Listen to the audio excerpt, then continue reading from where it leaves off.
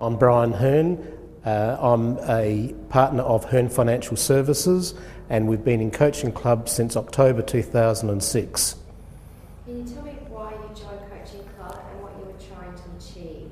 We had known that our business was not functioning administratively as well as it could, and at the time I was a sole practitioner looking for my senior accountant to join me in partnership, and we attended Rob's Adelaide meeting of, the initial meeting that talks about how you can improve your accounting practice.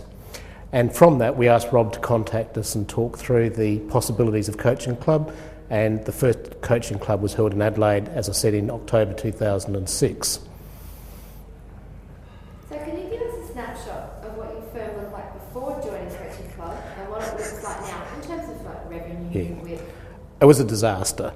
Revenue was about $400,000, average hourly rate was $95, WIP was, and debtors were well over 120 days. I used to send out invoices as the bank manager said, you've nearly reached your overdraft limit. And as I said, with a new partner coming on, I had to clear out debtors and WIP before he came into the business. And we just knew that things were changing in the community where people expect to be billed for the service as it's delivered. Receiving an invoice 6 months after the event, it lost all point and poignancy, and it was very difficult to justify because people had forgotten what a good job you'd done for them 6 months earlier. So how did Coaching Club help you to improve these processes? Well, Coaching Club, for us, the biggest thing has been accountability, because we realise that we front up every quarter and we present our figures to our peers. And we've all got a level of pride, and whilst we had a lot of pride in our work, I certainly didn't have enough pride in running the business. And so the first job for Matthew to become a partner, I needed to clear out the debtors and WIP, which we did. And from that day on, we have never got too much out of control. And every quarter, every month of course, but every quarter, we're doing our darndest to make sure that the WIP has been billed. And together with that, we've also improved the turnaround time of a job coming in and a job getting out. And that makes a lot of difference to the cost of the job and to the outcome for the clients. Okay, so what's the biggest success story you've had since being in Coaching Club? The biggest success story really was after the first event. When we had been told that we ought to be charging for ASIC annual returns. So we returned from the first meeting with Rob, and immediately I sent a letter to all of my companies and said, we've been looking after your company for this calendar year, and for that we're going to charge you $220. And there was no comment at all, they all paid up, and that of course was more than enough to pay the first annual fee of being in Coaching Club. And from then, of course, that gave us a lot of courage to be upfront about what we were going to charge our clients. We were giving good service before, but we were probably undervaluing our service. And so this gave us an opportunity to present the job and the cost prior to commitment, and so all parties were then happy.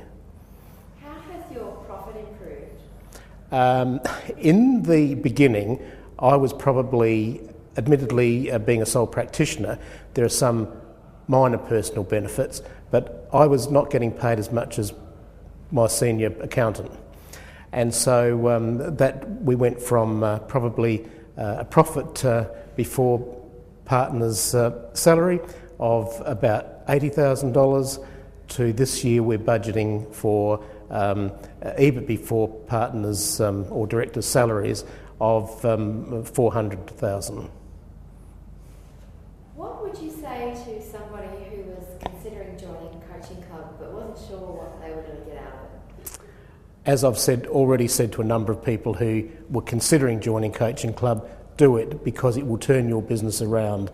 It changes the way you think about running your business, and if you run your business efficiently, it's amazing how you then expect your clients to be running theirs efficiently as well, and you implement the things that you learn at Coaching Club which are helping you to your clients' businesses.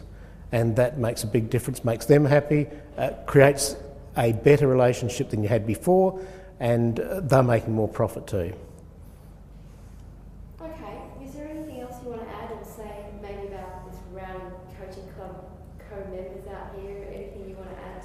The camaraderie in this group, in the coaching club, is remarkable. You are with your peers who are not afraid to share information about themselves, their businesses, their revenue, their profits, and any of them that have some great ideas.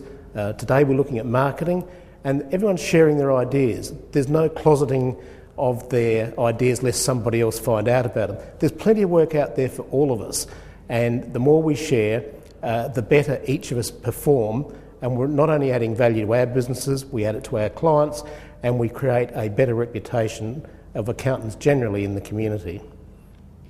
Brian, you just mentioned something there which is interesting. How did you first think of sales and marketing as an accountant when they said you've got to do sales? Sales and accounting don't go together. They don't. Sales are not an accounting. That's not professional. Sales just happen because someone's walked in the door and asked for your services.